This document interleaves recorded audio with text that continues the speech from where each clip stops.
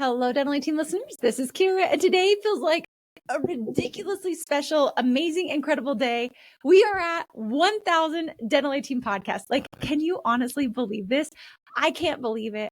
I can't believe that we have hit record on this podcast 1,000 times. And honestly, I want to say thank you to you as listeners, to all of you who have made this podcast a reality. If you're new to the show, welcome. I'm Kiera Dent. I love dentistry. I love making people happy. I love truly enjoying life. And this podcast came to me while Jason, my husband, and I were hiking Yosemite. And I said, hey, I've noticed that there's this area where they're unserved, where doctors and teams are not communicating on the same way. And like, there's really got to be a better way to help practices scale, to grow, to evolve. And being a team member myself and a business owner, I thought, let's combine both of those perspectives. So truly, it's an honor. I honestly cannot believe that we are here. So if you've been here since episode 1, please send me an email, hello@thedentalteam.com. I will send you a personalized thank you to you. I'm just so honored. If you've been here for at least like 900 of them, let me know. But truly, it's such an honor to be able to have this podcast where we're able to give back, to serve, to share, to laugh, to grow. This podcast has been such a healing space for me. And so today I thought it'd be really fun for us to actually go through some of our most powerful success networks.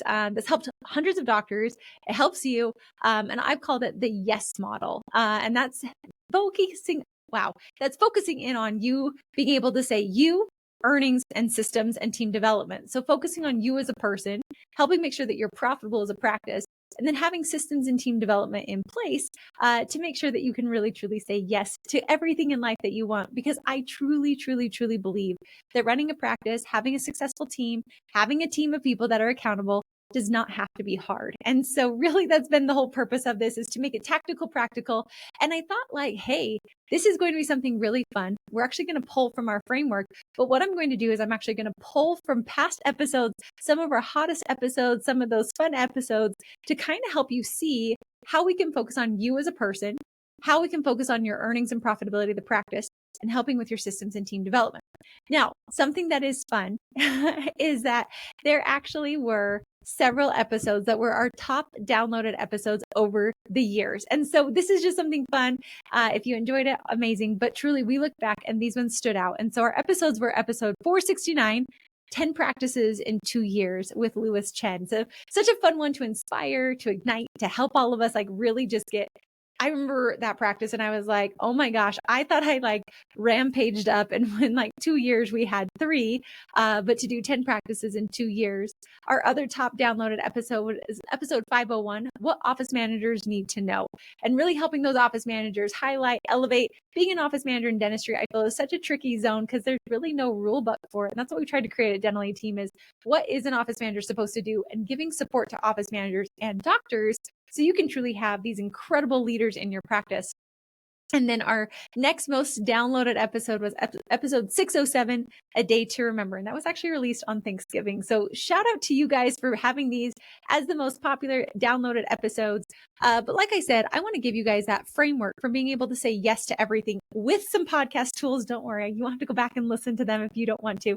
But trying to chunk that so you can really look at your life and your practice. So breaking into the you section. This is about you as a person. This is about you being that visionary, that owner, that fulfilled human. Because honestly, if you're not fulfilled and you're not happy with what you're doing, honestly, your practice can't be there. And when we build the yes model, we purposely put it in a specific order of you first, and we focus on you as a person. Then we focus on earnings and profitability. And then we focus on systems and team. Because what I found is if we put them in this order, you as a person first, kind of like take the oxygen mask off of you, put it on you. Like, you've got to take care of yourself first before you can help other people. If we put that oxygen mask on yourself, then what we do from there is we can give and serve to other people. Then we focus on profit, because honestly, so much of stress comes from cash flow. Like, honestly, the bulk of offices who sign up with us, and not all, but a lot of them, are struggling with cash flow. They're struggling with profitability. They're struggling to learn to read their numbers. And then we do systems and team development. And a lot of times we think, like, let's put the systems in place because that's going to fix everything else. But what that does is it doesn't make sure that you are fulfilled and we know where you're headed as a person. So focusing on you as a doctor, Scaling honestly starts with you, but that doesn't mean we're doing more. It means that you are the leader that your practice needs. You know where you're headed. You know what the direction of the practice is. And that's where this can all come together. So some of the episodes that we pulled out for you guys from all these thousands of episodes, like literally we have 1,000, would be number 17. Like, let's go way back in the archives. If you have not gone, you guys can always head on over to thedentallyteam.com, click on podcast. You can search any topic and you can go find all 1,000 episodes. But going back clear to episode 17, I love this one. It's goals are lost without accountability.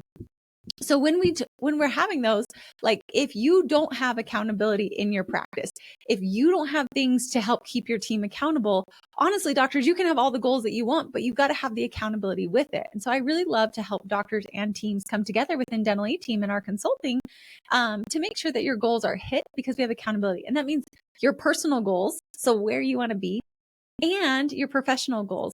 And we have a client that really was struggling with some of their goals, but they knew where they wanted to go. They wanted to get a beach house. They wanted to be able to take care of their children in college. And what was really lovely about that is because we knew where they were going to go, we were able to help hold them accountable to it. And then we're able to, the E portion that we'll get to, we were able to help create the profitability within the practice using production and metrics to be able to help them get there. But really looking at goals are lost if you don't have accountability. Like truly, if no one's holding people accountable, you, doctor, have to do it all. But even a lot of times things just get lost. And so making sure that we really are working through these different pieces to make sure that your goals are not just a wish and a hope, but they're actually being measured and we're tracking them. We're making sure you're living the dream life that you want to be living. So that would be an episode. Another episode in here would be 551, leaders you need to decide, and helping you as a leader know that your team can't read your mind. You've got to make decisions. More is lost through indecision than a wrong decision. I have a quote over here by Theodore Roosevelt that says, in any moment of decision, the best thing you can do is the right thing. The next best thing is the wrong thing. And the worst thing you can do is nothing. And so making sure that on there, you guys are making a decision. Doctors, you have to decide. You have to be clear. You have to know where you're going. And I think deciding the life you want to live. I have a quote that we say often, your practice should serve you, not you serving your practice, and making sure it's really giving you that dream life. Otherwise, go be an associate, honestly, but there shouldn't be the stress and the heartache. And I know that there's stress with running a business. That's not something that we can ever take away, but really making sure we're fulfilling your bucket, your cup, making sure you're taken care of is a big portion. Episode 940 was another popular what leaders should not do. I thought this is a really good one to help doctors realizing your role has to change. You have to become this incredible person. We have to know where you're going. We have to know this vision. But honestly, leaders, you should not be doing everything. You should not be fixing everything. Otherwise, you're enabling. And I remember another great thought is when we empower our teams without accountability, we actually create entitlement. And so what are we doing? And are we fixing everything and helping? We think we're helping, but we're not actually having our team rise to the table. And so really looking at these are the things not to do. These are things that won't help you become the leader and the person that your practice needs and really relies on you to be. So another great episode of what things should you not be doing. I think that sometimes helps. Again, because as the visionary, as the leader of the practice, as you as a person, making sure that you're not running yourself ragged, trying to make everybody else and pleasing everybody else. But that way you're truly working as a team. You need to show up as the CEO.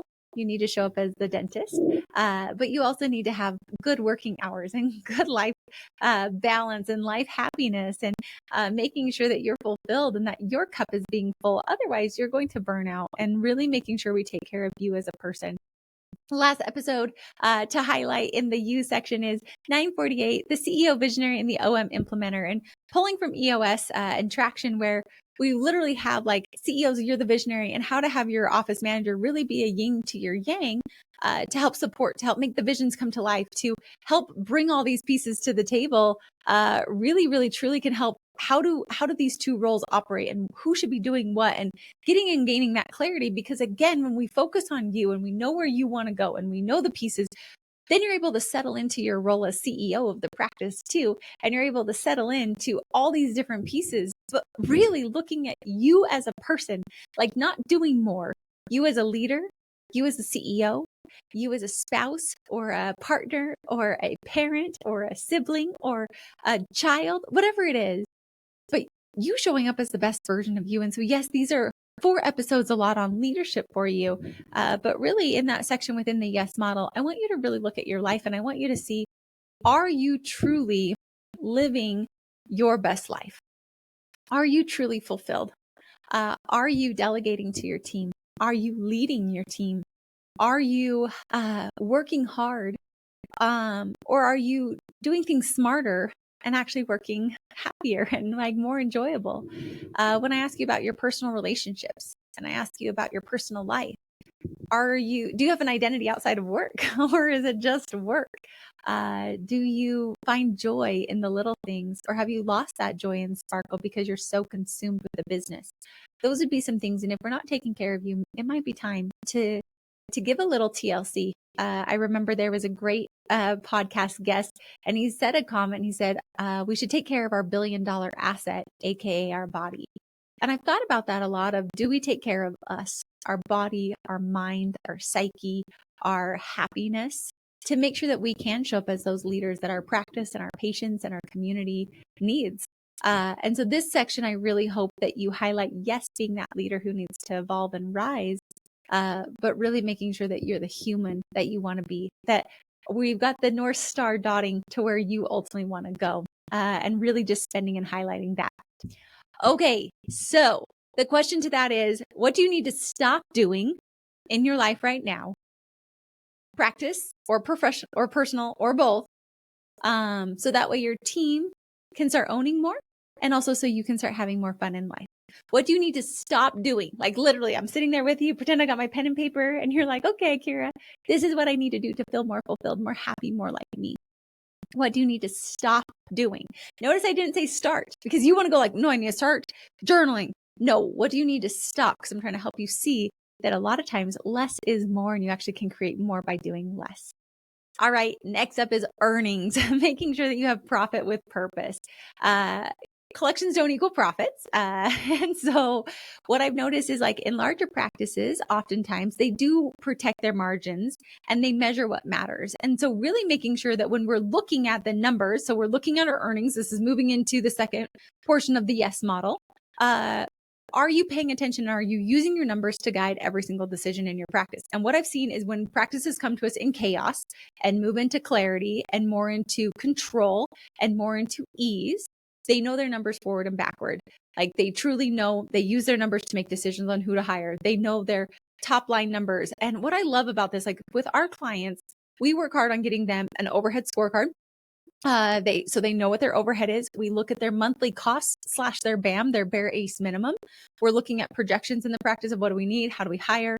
We're looking at other pieces for it that I really just love are looking at their overhead as well to make sure. So we've got our overhead, we've got our monthly costs, we've got our profit margins to make sure we're looking at debt services to make sure that with the debt services, we're still profitable and we have cash flow in the practice, and that these practices are thriving. And then we use KPI scorecards to make sure that the metrics within the practice are leading to the profit for a profitable business to make sure that doctors have a cash flow. And also in there, we include to pay doctors. Like doctors, you've got to be paid. Otherwise, that's really hard. And so again, just because we're producing and collecting drive me wild. I don't care what you're producing on a gross level. I care what you're producing on a net level that we can actually collect. Gross is going to feed the ego, net's going to feed the family. So make sure we have those numbers dialed in. So when we're looking at this, I want you to make sure that what I'm producing is actually collectible and also that we're producing enough and collecting, but that we also have our expenses in line. So we try within our clients to have them at a 50% overhead, 30% doctor pay, 20% profit. Now, obviously, those things can be impacted by other things, rising costs, different pieces, but really a quick benchmark for you and a couple different awesome podcasts to kind of tie into this to just go back through the archives would be episode 618, how to make your practice profitable. So a lot of times we think it's production. We think that we've got to like produce more and create more, but really sometimes you don't have to produce. We can't outproduce our problems. So looking at our P&L, looking at our costs, getting our whole team on board, having KPIs, having accountability within our team really can drive more profit. I remember in Traction, it was like at the very end, I'm probably going to slaughter this section of the book, but I remember them saying that a lot of times the profit margins don't get bigger. the bigger your business goes. So like your problems just get bigger with the more you produce. So an example, like they said, like a $1 million business with a profit margin oftentimes has the same profit margin as a $10 million business, but the headaches are more. Now, of course, 10% profit margin on a $1 million business compared to a 10% profit margin on a $10 million business, there's obviously going to be more dollars. But it's the question of, could I have more profit in a smaller practice? I don't know. That's questions for you to answer versus maybe always growing and chasing the next thing. So really looking to see, how can we make it more profitable? How can we squeeze more juice out of it? And this is actually really fun, because when we interview consultants to come into our company, we actually look to see, can they find how to make a practice more profitable with a basic scenario? Because at the end of the day, if we can make you more profitable doctors, and you can use your business more efficiently and with less stress and like better utilization of team members, you actually are way less stressed because you have cash flow and monies aren't as big of a deal. And what I found is the bulk of stress comes from cash flow issues. So really doing that. Another great episode from this would be episode 871, increase profitability with your AR. So looking at cash flow leaks that kill growth. So AR is a huge zone, and a lot of practices are like, we don't have any money. And I'm like, you have 160,000 sitting in AR. You've already done the work. We just need to collect the money. So making sure that we are actually helping you and your team get that money that should be paid to you. I had an office on a coaching call, and they're like, well, Kiera, our front office feels bad for calling patients to collect bills. And I was like, they feel bad? No, they're doing these patients a service. Like, we did a great job. Now these patients should be so happy to pay for us. And the reality is, we should never be chasing money. We should just be collecting it at time of service. So really helping that profitability with AR, because collections, you can produce all day long, but if we're not collecting, your profit margin is going to really, really struggle. So a lot of times it's not even a production issue. It's just a collection issue. That's a very simple system, which will come next in the yes model. But when we see the numbers and we see where the leaks are, then we know which systems we need to put into place. So this is how, like, you as a person know where you're going. Then we look at your profit. The numbers will tell us where we actually have true broken problems within our practice. And then we build the systems to fix those problems. And then it just chips up the line, and you're able to say yes to more in your life. Another great episode was 884, using hygiene to increase profitability. So making sure that your hygiene department is about 20 to 35%. 25 to 30% of your revenue in your practice, depending upon what it is. That's usually for a GP practice. Hygiene's obviously, in a pediatric practice, it will be different. Same thing within surgery practices, and also some big GP practices that are doing a lot of surgery. Hygiene might not be able to keep up with it. Or if I've got a doctor that's maybe slowing down, hygiene's actually outproducing the doctor. Well, that's a concern. That shows me that that doctor is not diagnosing and there's something going on. But really utilizing your hygiene department, making sure our hygiene department's very thorough. This, again, if it's not, and we don't have enough perio within our practice, if our hygiene department's not calibrated, we're not aligned, that then is a system that we'd want to put into place to make sure we're able to help that. So really just another great episode. And then episode 890 was hacks for increasing profitability. So just some different pieces of, like, what do we do? How can we increase that profitability? Certain things that we look for are, one, like, what are we producing and collecting? So let's look there first. Two, we want to look at our BAM, our bare ace minimum, and our cost, and making sure that it's realistic for there. And then also looking to see, could we renegotiate some of our pieces? Could we look at our lease? Could we look at our rent? Could we look at our marketing spend? Could we look at our payroll? And again, I'm not here to cut team members. Don't worry, team members. I just want to make sure that each team member is being maximized and utilized based on the profitability, because we know that most businesses should be able to run on a 30% allocation to payroll. And so looking to see, are we utilizing and maximizing our resources like we should? So really just looking for some of those hacks for profitability. But I love that so many people are obsessed with production, and I'm obsessed with profit.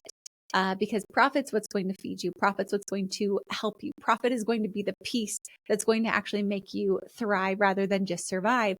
Production, if we're not collecting and we're not profitable, it does not matter. And I go to a lot of business conferences, and they're like, oh yeah, my business did 10 million last year. My business is 100 million. And I'm always like, I don't care. What's your profit margin? And a lot of them come back. I remember there was this guy, and we were chatting, and he has a $30 million business, and yet his profit margin was 5%. He's like, Kiera, you're honestly probably taking home more than I am on a smaller business. And so again, I don't care about your production and top line number. It does play a role, but what I care more about is, are you profitable, and are you obsessed with being as profitable as possible? Are you reviewing your P&L every single quarter? Are you looking at small cash flow leaks? Are we making sure that we're collecting the money of what we produce? Are we making sure that our write-offs and our insurance is correct?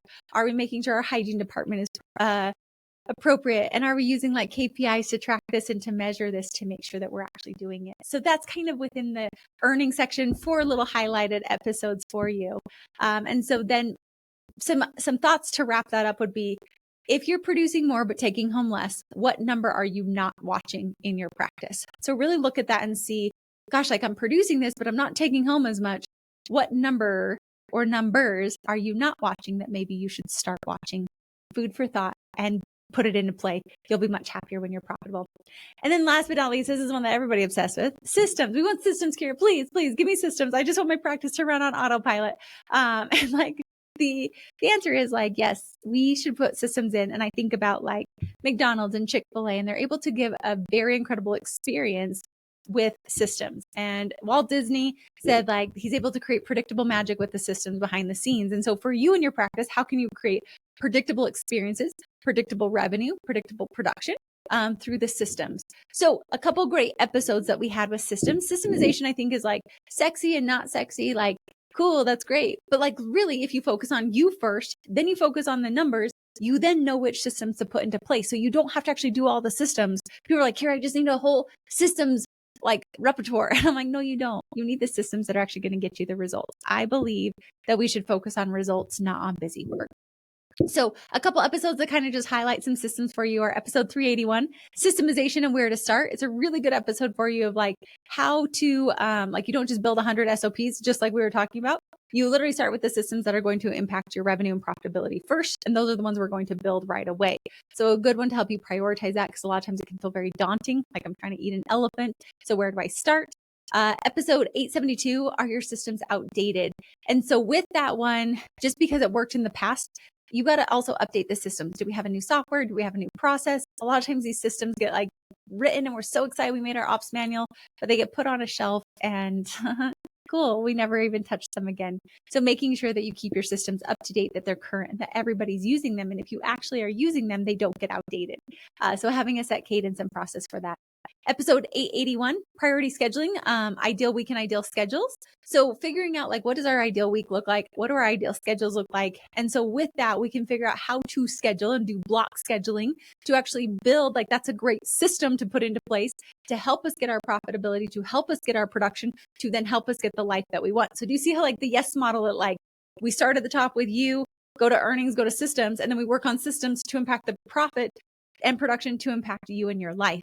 So really, I'm obsessed with block scheduling. I'm obsessed with ideal weeks. I'm obsessed with being a master of time rather than time mastering you, and really helping offices realize what needs to happen and prioritize. I think prioritization is a really tricky thing for a lot of people, and having a consultant or an outside view help you out, I think, is something really magical.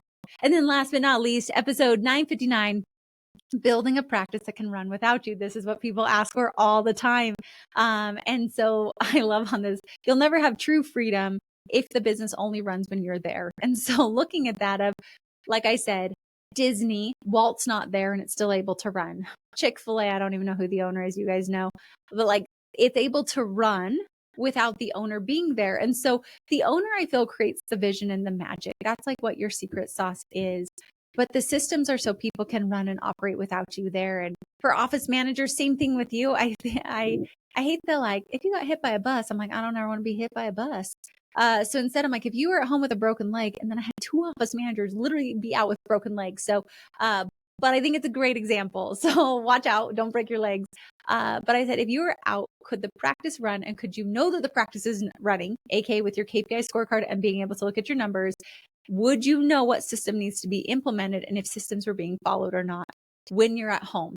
And so oftentimes that helps you figure out, again, we look at our numbers to see which systems do we need to put into place. But then beyond that, we're also going to look and say, all right, so these are the numbers that are telling us we have a broken system. But then when you're not there, does the practice still run without you? And does it still operate? And if you were to come in as a fly on a wall on a vacation, so pretend you're out on vacation. I surely have done this to my team. I'm out on vacation. I pop in a day earlier than they think I'm supposed to be back. Is the practice running the way that it should? That's how you know you have great systems and great leadership. I don't believe that just good systems will create a great practice. You also need great leadership to ensure that they're staying accountable, that they're following systems, but also making sure that less is more.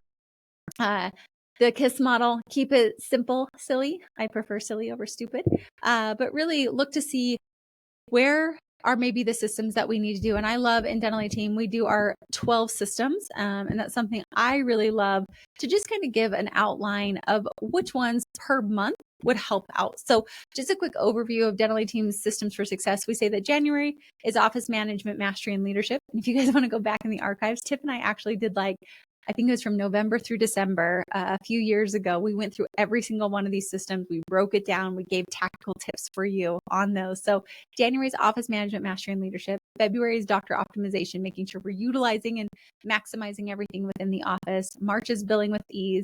April is 5-star patient experience. May is smooth scaling scheduling. June is maximized case acceptance. July is dynamite dental assistance. August is elevated hygiene. September is confident marketing. October is complete operations manual. November is practice profitability. And December is A-team hiring and onboarding. And so utilizing these systems for you to look to see, and again, there's kind of like a category overview, but looking to see where maybe some systems broken within that category that ultimately could impact our profit and production, that ultimately impact us as individuals. And doctors, I know I highlighted you a lot about you as a person, but also your team members as human beings too. How can we make it easier? How can we make it more fun? How can we make it to where we have more fun at work, more enjoyable rather than more stress? I think is something super, super important. And so when you look at this, I think to wrap up our systems section, what systems or system category in your practice still depends on you? And is it keeping you stuck in your practice or preventing the growth? Are you the bottleneck in an area? And to maybe just ask yourself, what is that and what's holding me back? So really, truly, just some fun, oh my gosh, you guys, after 1,000 episodes, I think I can confidently come on here and say that the formula for growth hasn't changed. I think we've gotten smarter. We've figured out what's the priority. How do we prioritize it for you? The $5 million practices, the $2 million, the $1 million, the 500,000, the startup practice, they say yes to leadership clarity, profit strategy, and systems that scale. So that's you, right? Leadership clarity, you as a person being happy, earnings, profit strategy, and S, systems for success that scale. Now, again, systems that scale. So you're able to grow and you have options. This is truly what I think is so valuable. And I thought on 1,000th episode, we've got to have something very powerful, very impactful, giving you just kind of a recap of all the time together. Talk about how magical it is to be able to be here together, to be able to share. And what I will say is I'm obsessed with helping offices be able to say yes to more of their life, to be able to say yes to more of what they want, and to be able to get back their time, their team, their life. And that's something that I'm just obsessed with. So if you're looking for help with that, if you want more yes in your life and less stress and more happiness, truly, I do believe, and I've seen it work with hundreds of offices, and something just so powerful to be able to share, to give to you. And I just want to say thank you. Thank you for making the Dental Team podcast real. Thank you for being listeners. Thank you for sharing this podcast with so many of your friends. Thank you for commenting. Thank you for tagging us while you're driving to work. Thank you for being dedicated listeners. Thank you for being clients that work with us. Thank you for truly wanting to change and impact the world of dentistry in the greatest way possible. It is truly an honor. I just feel so honored, and I'm so freaking excited for the next 1,000. So let's do it. Let's rock. And at the end of the day, all of you, I want you truly remembering that dentistry is the greatest profession we could ever be a part of. I want you saying yes to more. If we can help you in any way, reach out hello@thedentallyteam.com. And as always, thanks for listening. I'll catch you next time on the Dental Team podcast.